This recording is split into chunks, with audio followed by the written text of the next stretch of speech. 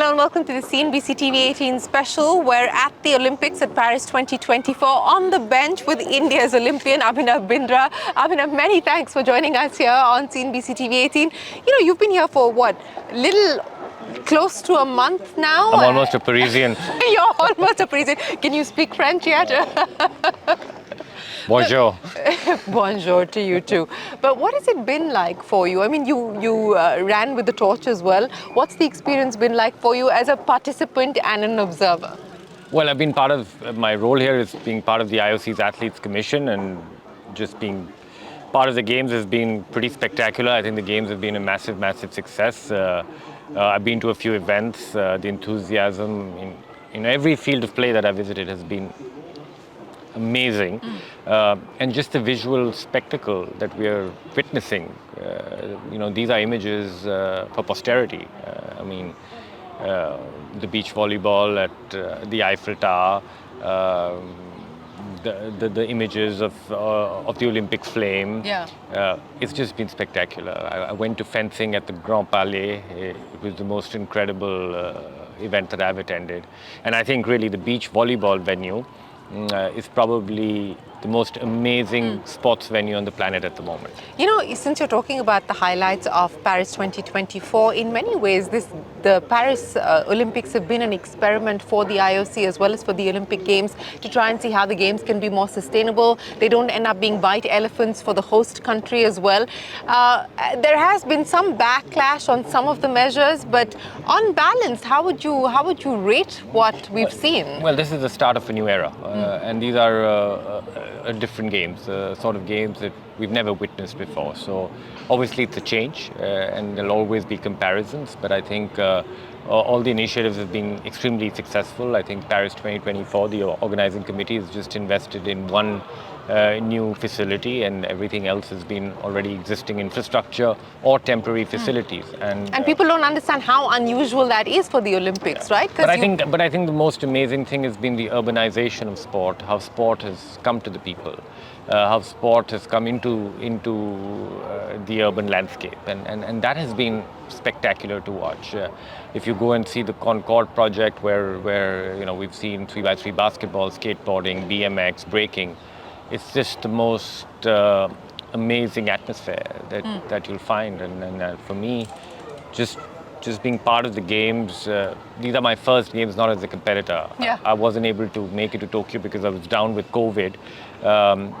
But it's just been incredible to watch. I have to say that they've been more tiring for me than I was an athlete. Watching and observing as opposed to participating. And running from one post to the other and one place to the other, I need a break after this one. You need a holiday after this one. But, and that's what I want to go back to, Abhinav, from the times that you were competing at the Olympics yourself to winning the gold, to now watching this as an observer, sort of taking in the atmosphere, taking in all of the energy, but not having to feel the pressure that you feel when you're competing. I mean, what has that been like for you? Well, it's been a little bit different. I mean, sometimes being a spectator is always also difficult. I was at shooting my event, the Air Rifle competition. I was watching the Air Rifle men's final with President Bach. And our boy finished fourth, and I think I was close to a heart attack. And I was supposed to tell President Bach the rules of what was happening, and I don't even know what I was telling him, primarily because I was so nervous as a spectator. But it's been very interesting. But Manu Bhaker, yes, she's been incredible. But just before we get to her, it's also I've been able to appreciate how the Olympics is such a unique event. It is the only event left on this planet Earth where the world comes together. And just seeing 206 countries come together, just seeing the atmosphere in the city, having the opportunity to visit the Olympic Village, which is probably the most unique place on Earth at the moment. 206 different countries and an Olympic refugee team all living together, but fighting it out in very tough competition on the field of play, but coming back, living peacefully with values of friendship and unity. And that sends a very, very, very inspiring message to the world. Yeah, I'll get to the Olympic values that you just spoke of and what you're doing to take the Olympic values forward in India. But let's talk about India here at Paris 2024. And let's start with Manu Bhaker and what a spectacular run she's had. Yes, absolutely amazing. I mean, to go back home with 2 bronze medals and a 4th place finish, it's been an incredible, incredible achievement for her. I'm so inspired and simply proud of her. I mean, from how she finished in Tokyo, to show the resilience, to show the character that she's displayed, to keep at it, to not give up, is an inspiring story for generations of Indians to come. But equally inspiring, the story of Jaspal Rana, and a man you know very well. Yes, Jaspal and I go back a long Yes. way. He and I were teammates,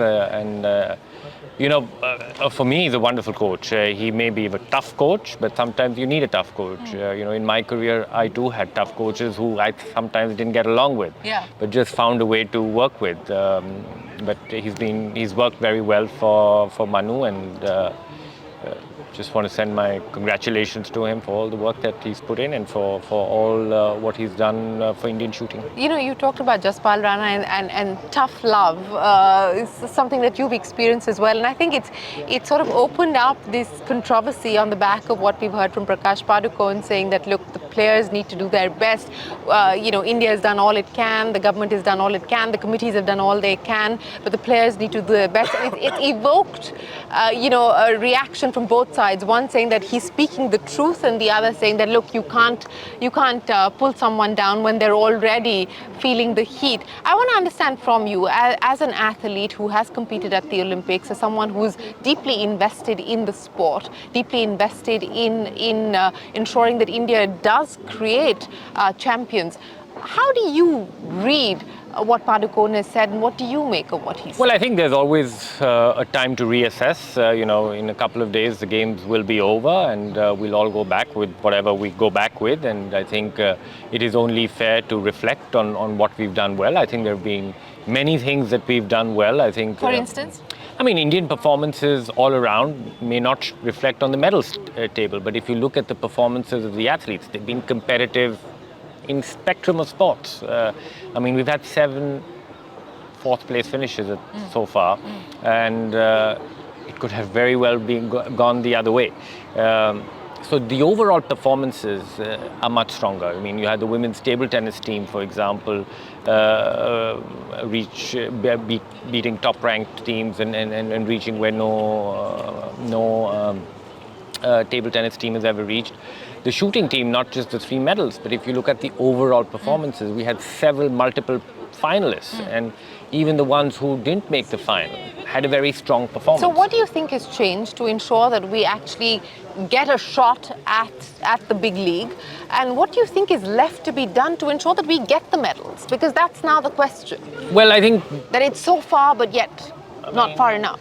High performance sport is a funny business to be in. It can never be broken down into black and white. There'll always be an element of grey in.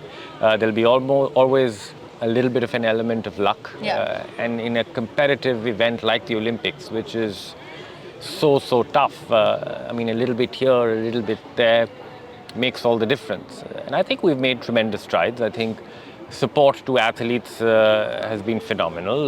The government has done a great job in doing it. I think we just need to keep working on improving our systems, taking corrective measures wherever they need to be taken. But on the whole, I think sport is on the rise, and I think overall the athletes have done well. May not reflect on the medals table as of today. Things may change in 2 days' time, but overall, I think the athletes have done very well. Let's talk about the big heartbreak for India, and that is what happened as far as Vinesh Phogat is concerned. And you went and met her, you had a conversation with her. While the post-mortem is underway on what happened, what could have been done differently, what went wrong, what wasn't done, and so on and so forth, from an athlete's perspective, from her perspective, and someone who's dealt with adversity and someone who's hit rock bottom and sort of risen up, what do you see her mental state at this point in time? Obviously, she's devastated. I can fully empathize with her. I can't even imagine what she would be going through. I had heartbreaks in my sports career, but what she's gone through, I can't even understand. I met her, but I didn't even know what to tell her. What did she say to you? No, I mean, it was just general talk on on life, and how life can be unfair, and sport sometimes can be brutal. Did she have an assessment of what went wrong? Oh, we didn't even get into that.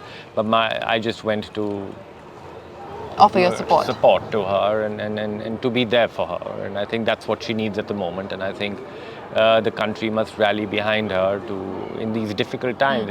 It's a very, very, very difficult period for her, and she's gone through a tough period with all what's happened in the course of the last year or so, and to come where she's come has been incredible. It has been absolutely incredible, and India really should be very, very, very proud of her. No, absolutely. I think every Indian should be very proud of what she's been able to achieve. But in her story, there's many stories that come up. One, I think, for the first time, the brutality of what an elite sport and competing at the Olympics means. I mean, 100 grams, that was the difference between her winning possibly the gold and being disqualified. I mean, I think for the first time, people truly understood the full force of what an athlete has to go through. It's not an easy business here. No, it's not. It's tough, and you put your heart and soul into it, and sometimes that is the difference between winning and not winning. Disqualification or being legitimate to be able to participate. Sport is hard. It's very, very, very hard, and that's why India must look at failure very differently. I think society on its whole looks down on failure in India, and I think it's high time that society and the youth of the country become more sporting in nature. You have to, you want to go there and win, no question about that. You want to put your best foot forward and be on the podium. But there are 10,000 odd athletes here, only 300 go back with gold medals. So the people who don't, they're not losers. They've gained, they've represented your country. There are only 10,000 athletes here in the whole of, they're the 10,000 best athletes on this planet. So you can imagine how brutal the competition is. You can imagine how tough that competition is. And I think we have to just look at failure very differently. Of course, we have to learn from it. We have to learn to fail well. We have to take learnings out of every experience and try and get better. And sport is a human endeavor. Yeah. And you have to keep going. You have to remain resilient. You have to remain patient. And you have to learn to remain positive, and you have to back your athletes. You can't just be with your athlete when the going's good. When the going's good. That's very convenient, and that's not the way we should look at sport and our athletes. We have to appreciate sport very differently.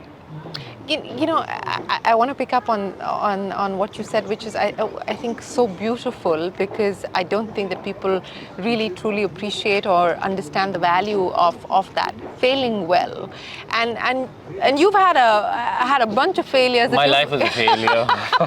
Okay, you also walked away with the Olympic gold, but and created history. But the idea of failing well. What did it take for you to be able to internalize that and manifest that in the way that you operate, in the way that you function as a human being in your daily life? I had my times as well where I did not fail well, and I think those were the times when my self-worth was attached to where my name would appear on the ranking list of a sporting competition. And then I realized at one point of my career that I'm more than that. I am more than just my exploits on the field of play. And my journey really became a journey of self-respect, about putting my best foot forward, about doing my best every day and looking myself into the mirror and asking myself the question, have I put my best foot forward? And if the answer was yes, and I had to be brutally honest with myself, I'd already won. I'd already won in front of my own eyes, and that to me How long did it take you to get to that point? Was the greatest validation I could get after a lot of failure. It was after a lot of failure, and then I started looking at failure very differently, and then detach myself a little bit from outcomes and really immerse myself into the process, and the journey became its own reward. And I think that is important. I think that is important in life. And sport is a reflection of larger society, of life. And I think that is how we should start looking at sport and looking at the journeys of athletes. Speaking about the journey of athletes, and you spoke about what the athlete needs to learn from every experience of being out there on the field and off the field as well. But let's talk about the reforms, because in the case of Vinesh, there's a lot of now clamor, call for a review as far as the rules are concerned, especially when athletes are competing at this stage in consecutive matches, and what kind of allowances should be made, what degree of flexibility should be provided. I mean, how do you look at the reforms perhaps that are necessary from an athlete's perspective? Well, I'm not an expert in wrestling, so I don't know the rules so well, but I had the opportunity to discuss it with many stakeholders here, and from their perspective, they put these rules out with a certain thought. But for sure, I think what is important for every sport organization is to ensure that the well-being of the athlete remains at the heart and center of everything that is done.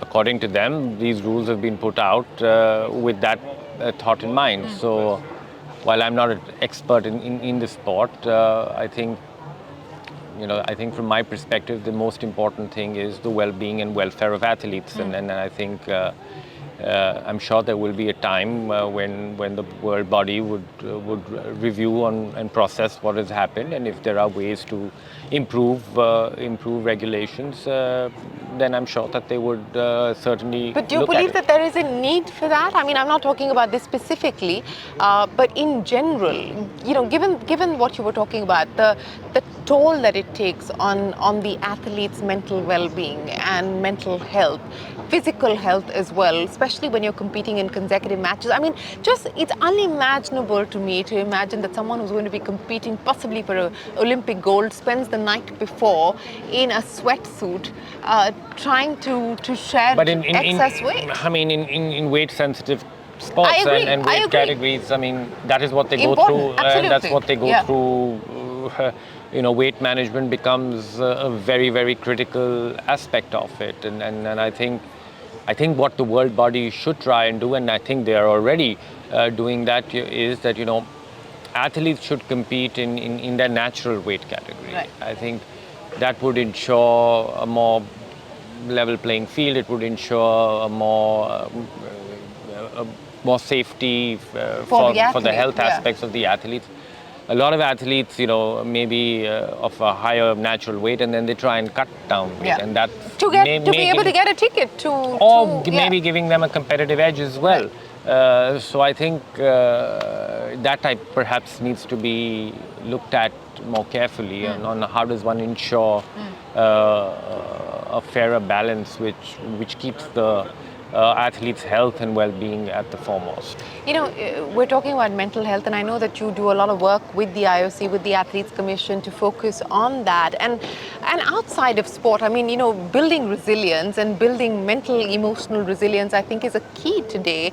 And people are grasping with how they deal with that. How do you cope with that? I mean, how do you deal with the need for instant gratification, which is the culture that we've gotten used to in an era of YouTube Shorts and Instagram Reels. I mean, as someone who's working in this space, what has been your big learning, and what do you think we need to focus on?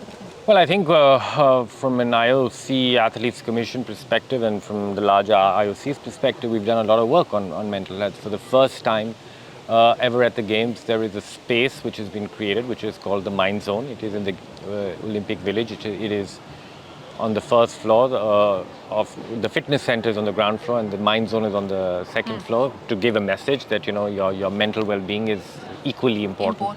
And it's been a massive success. It's this required this a quiet area for athletes to be able to disconnect a little bit.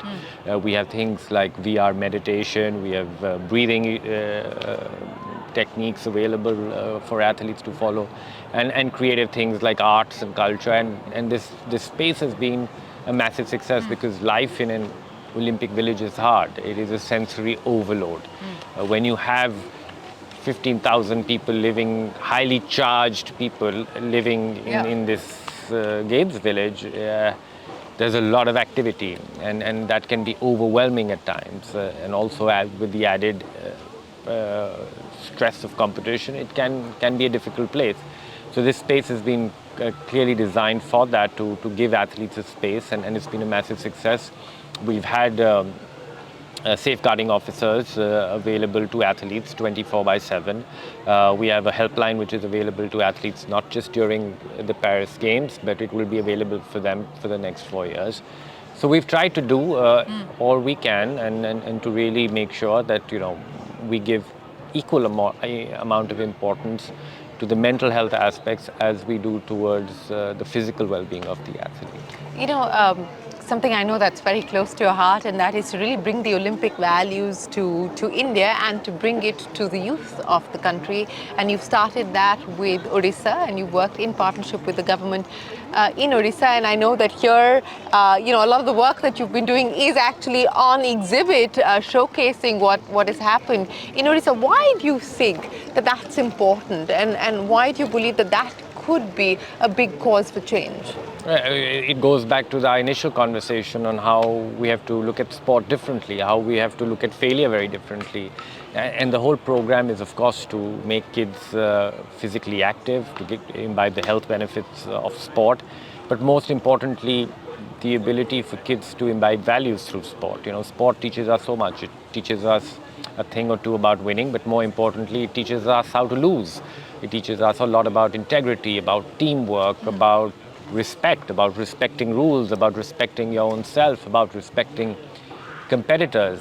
And these are all lessons that these young kids, not just in Odisha but also now in Assam, are being able to go through it. And the program's been a big success in both states, and we are now gradually scaling it up. It's already, I think, going to be in 60,000 odd schools in Odisha, and similarly going further in Assam. So for me, it is a very, very important aspect on how sport can be used as a tool for nation building, as a way to guide society, to shape society. And I think sport has a very powerful role to play in the overall growth of our country. Economic success, we're all after economic success, especially, your line of work only covers that. But, the greatest economies of the world are also sporting giants. And I think they've become great economies because sport has been part and parcel of culture. It teaches their society to be resilient, to fail well, to have that honesty, integrity, that teamwork, the work ethic needed. And I think sport has played an important role in all the successful lives of these people. And I think sport will have a very large role to play going forward back home. So as we look at possibly India 2036, which is the ambition and the aspiration that the government is working towards, but what you said, that economic success is linked to the aspiration of a nation becoming a sporting powerhouse. I said it the other way, by the way. I know you said it the other way. I'm linking the two. Some of the measures that have already been taken, some of the reforms that have already happened, but what more do you believe needs to be done by the government, by the corporate sector, by civil society to ensure that we do emerge as not just a host possibly of the Olympics, but truly as a sporting powerhouse? I think we need more young kids to play sport. I think we're a 1.4 billion population, but let's ask ourselves the question, how much of these 1.4 billion actually play sport? And if we come to that number, we're actually not doing that badly. So we need to give more opportunities to young people to just play sport for the sheer joy of playing sport, for us to become a healthier society. We're the youngest demographic in the world, but we also need to ensure that we are we have a healthy population, and sport can play a very important role. When you get more people to play sport, when sport becomes a culture, then performances at the elite level will become a byproduct, because you'll have more people investing a decade or two And so the into medals sport. will, you're saying, Becomes a byproduct. But if you just look at sport at the elite level, I mean, of course, we've been doing wonderfully to support athletes. We've had programs which have been running, but support 500 elite athletes, you'll pump money in. But sport is just, the nature of sport is that there will be more failure than success. And I think that playing population needs to increase. And I think the government has started initiatives, and I think there needs to be a long-term focus, because here you will not get any instant gratification. Here there will be no results coming in instantly. It's the long game. Play. Yeah. But there has to be a start. So before we end, the good news that's coming in, at least as far as the hockey match is concerned, that India has now bagged itself a medal, the bronze.